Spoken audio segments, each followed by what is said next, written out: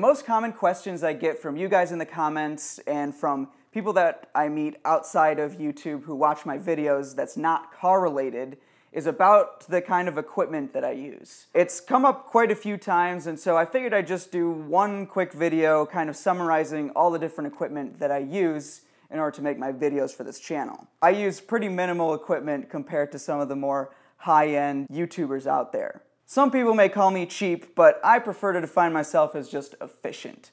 I don't really care about brand names. I don't really care about having the latest and greatest shiny tech toy. I just want stuff that's going to very efficiently help me make the videos that I want to make. That means that whenever I do spend money on equipment, it's something that's really worth investing for me. And that's why I feel very confident recommending all the things in this video. There will be links to all this stuff in the description, and full disclosure, I do get a little bit of a commission from those things. I don't want there to be any kind of shadiness about that. Would I have made this video anyways if it wasn't for the money? Probably. I think this is the kind of video that should be pretty useful for my viewers, even though it's not car related. It's also uncharacteristically cold and rainy outside in Houston today, so I figured this would be the perfect day to make a indoors non-car related video. My iPhone 7 Plus is my primary, most used piece of equipment that I use when I make videos. It's a great camera, it's a good audio recording device, it's very portable obviously, and since I have the highest capacity storage, it can store a lot of video all at once. I also use this magnetic case. So this case has like a little piece of metal in there, and that allows me to stick it to magnetic phone holders like this one. And then I have more in my car that are the WizGear brand. This magnetic case is probably the most useful accessory I've ever gotten for a phone. Okay, so I had to switch up cameras because I want to show you my secondary camera that I use when I'm not using my iPhone. So that is the Canon T2i, great DSLR camera for photography and video. I use this camera as kind of my beauty shot camera. It really needs to be locked off on a tripod in order for the footage to look good because otherwise it's pretty shaky. If you have a good set of lenses for it, you can get some really, really nice footage off of this camera. The beginning of this video was filmed on this camera, and you can probably tell that the quality of that beginning part of the video was a little bit better than the iPhone camera that I'm using right now, even though, don't get me wrong, iPhone 7 Plus camera is one of the best cameras out there on a mobile phone today. So the single most useful thing I've ever bought on Amazon in the past 6 months is this little dongle right here. So what it does is you take your SD card out of your camera, you put it in here, then you put it into your phone, plug it in there, it has a lightning connector, and you wait for a second, and bam, it brings up an import screen and you can import all the video that I just shot or photos or whatever you have on there. This thing has saved me so many hours of having to transfer files from an SD card to a computer to my phone just in order to post them on social media and stuff like that. Probably the best $12 I've spent in a long time. So I would say the single piece of equipment that has improved the quality of my videos the most is this thing right here, the lavalier microphone.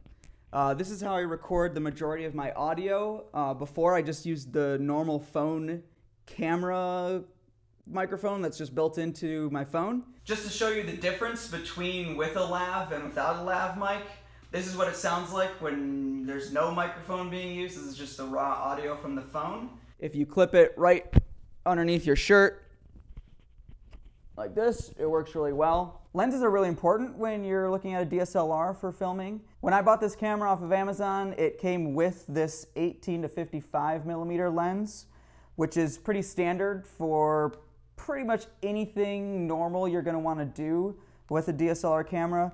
It takes great photos, it's not necessarily professional, but it does the job. It looks nice. The next lens that I got was this Canon 80 to 200 millimeter telephoto lens. This is a great lens, great for sports and stuff like that when things are really far away. And it takes some pretty nice portraits as well. Only thing is you have to get really far away from your subject in order to use it. The third lens that I recently bought was this 50 millimeter 1.8 STM. Great sort of artistic lens.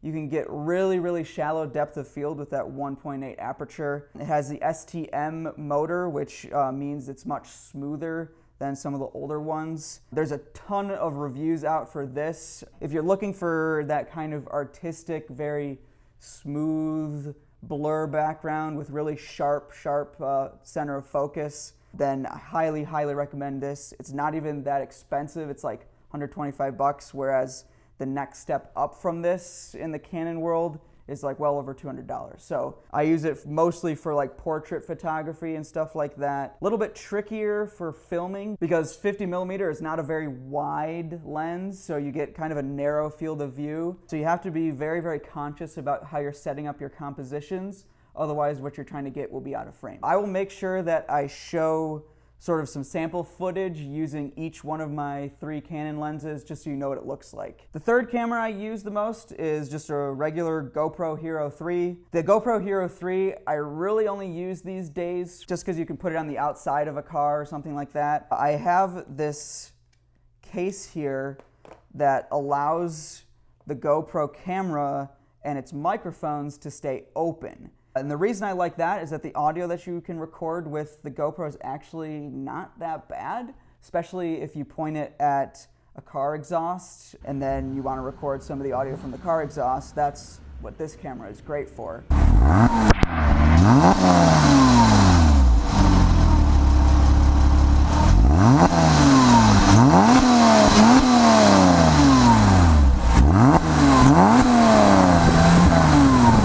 I have these little furry windbreakers on here just in order to cut down some of that wind noise when it's filming outside. The other kind of B-roll that I use it for is when I attach it to this headband.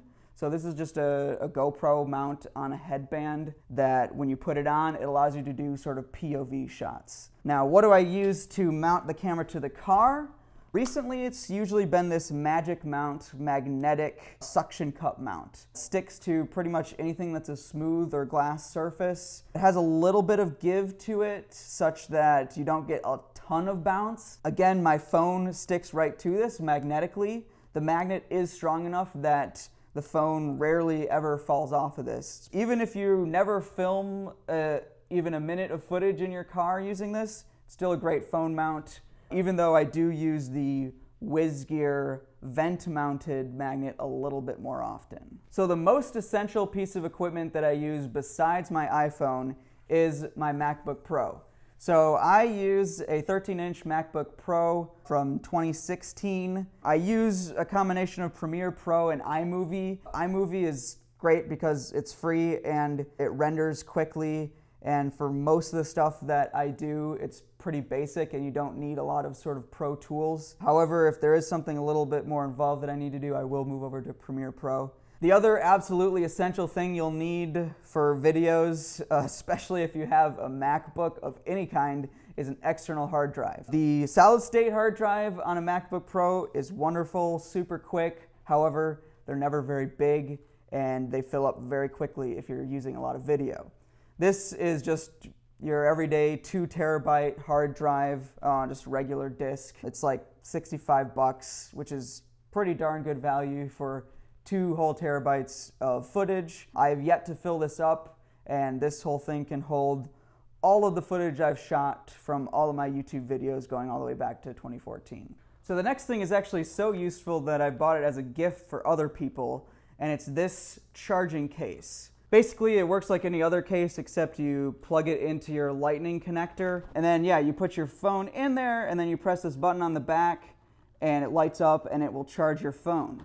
I can get basically 1 whole extra charge out of this. It'll go from like 10% battery all the way to 99% in around an hour. It's a little bit plasticky, but it's like 1/3 of the price of most charging cases. I'm including it in this video because if you still have an iPhone 7 Plus like I do, the battery is probably dying very quickly, especially with heavy video use, so having a charging case is quite useful. So now I'm going to get to a less essential little thing that I bought just because I thought it was fun, and that's these phone-mounted lenses here. So the 2 mobile phone lenses that I use the most are this wide-angle lens and this fisheye lens. I'll just demo them real quick so you can see what it looks like.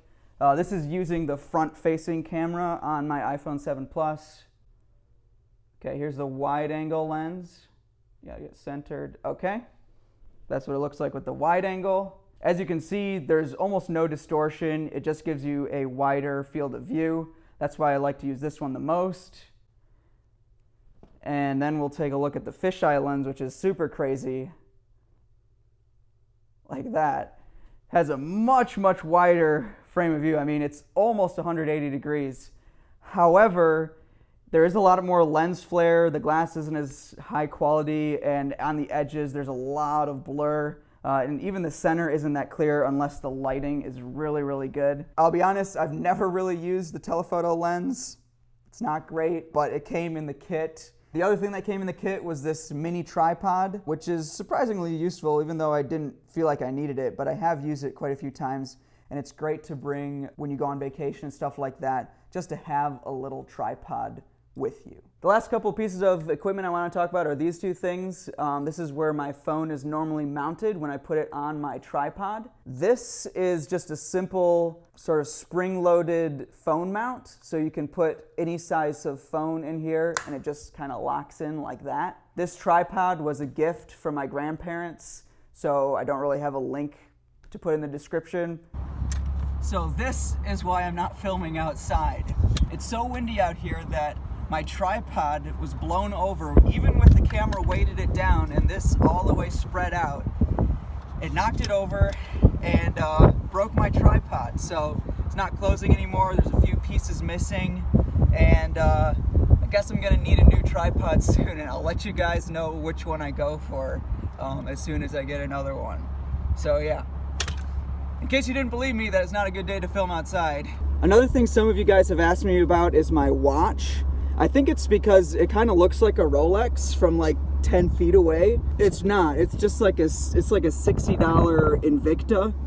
I'll put a link to it in the description if you like it. Personally, I'll take a cheaper knockoff Rolex over the real thing any day, as long as it stays trusty and doesn't break. And so far, I've had this for 2 years, never had a single issue with it. It's been rock solid. So if you're interested in the watch, check out the link in the description. Thanks for watching this one, guys. Hopefully the weather gets a little better, and I promise you the next video will be about cars. If you see anything else in my videos that you want to know where it came from, just let me know in the comments, and keep coming up to me in person and saying hi. I love to say hi to you guys when I find you out in the wild. And yeah, I'll see you guys in the next one. Promise it's going to be a car video. Keep an eye out.